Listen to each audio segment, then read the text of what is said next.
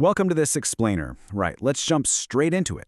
Today we're looking at Pursuing Truth and Closure, the East New Britain Maritime tragedy. You know, when a community is hit by an immense, completely unexpected tragedy, the immediate human response is just a desperate need for answers. So today, we're going to walk through the facts of this recent maritime disaster in Papua New Guinea. We'll look at exactly how authorities are running their investigations, and honestly, we'll see something truly moving. How two neighboring provinces are just stepping up, coming together to support each other in the wake of the unthinkable.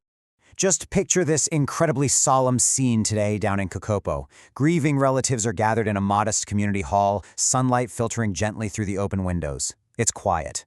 It's dignified.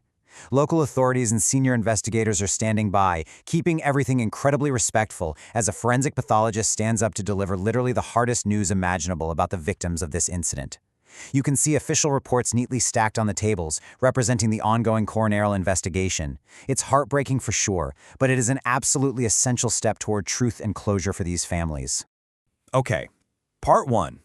Tracing the Maritime Tragedy. Let's move back for a second and trace the origins of this disaster to really understand how we got to that hall in Kokopo. 27. That is a stark, heavy number. It's the total number of passengers, including kids, who were initially reported missing exactly 2 weeks ago, on Saturday, July 18th. These families were out on the water when their twin boats ran into some severe trouble. And tragically, out of all 27 of those passengers whose boats capsized off the shores of Nanook, which is a small island in the Kokopo district, this is the number of survivors. Just 2. It's a devastating reality, and it immediately sparked a massive emergency response across the entire region. This timeline here really maps out the community's incredibly painful but resilient journey. So we start on July 18th, the day of the capsizing.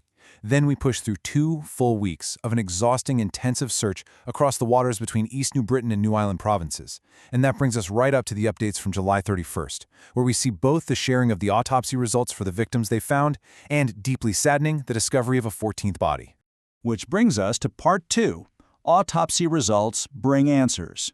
When questions are swirling after an accident, these medical facts are what finally ground things. Delivering the facts very gently but clearly, at 1:25 p.m. that afternoon, the forensic pathologist confirmed to the families that all 13 of the initially recovered individuals had tragically died from drowning. It's a heavy truth, right? But it's definitive. It finally answers that immediate burning question of how these lives were lost. And here is the absolutely crucial takeaway. This is so important for setting a baseline of truth and shutting down any local rumors or fears. There was zero sign of foul play. The pathologist was super explicit about this. No knife wounds, no other injuries on the bodies that could have caused their deaths. They strictly succumbed to the tragic boating mishap. That's it. Moving on to Part 3, the coronial investigation process. Because while medical facts give us some answers, the administrative and legal wheels still have to turn. The East New Britain Provincial Police Commander, Superintendent Amanda Katitz, outlined how this works, and it breaks down into a clear path to closure.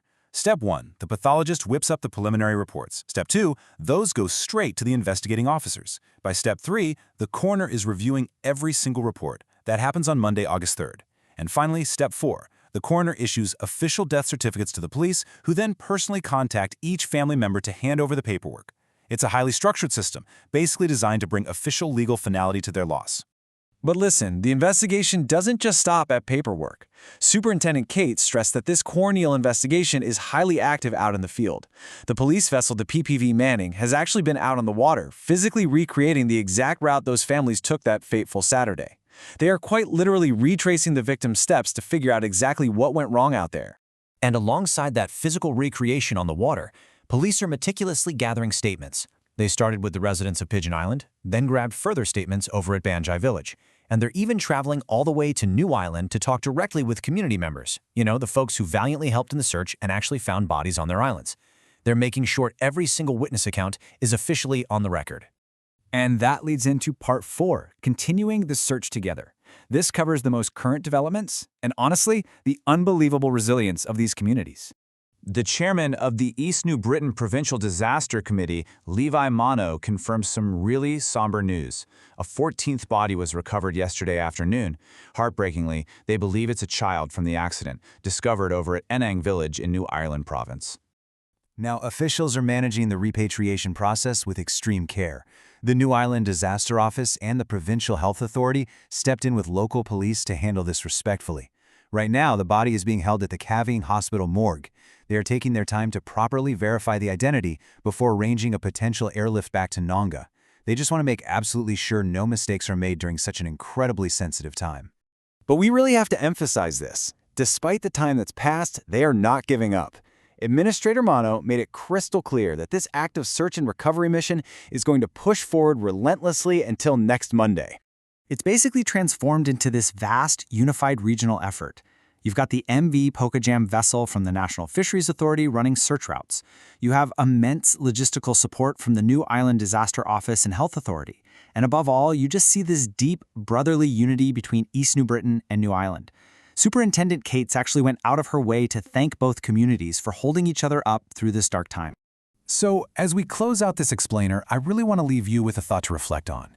We've gone through the medical facts, the legal steps, the ongoing searches. When a sudden, massive tragedy strikes and leaves such a devastating void, how vital is this structured, unified pursuit of facts in helping a grieving community finally find peace? The process of healing is obviously long, but it's this relentless dedication to truth and closure, standing hand in hand with your neighbors, that lays the very foundation for it. Thanks for being here with us today.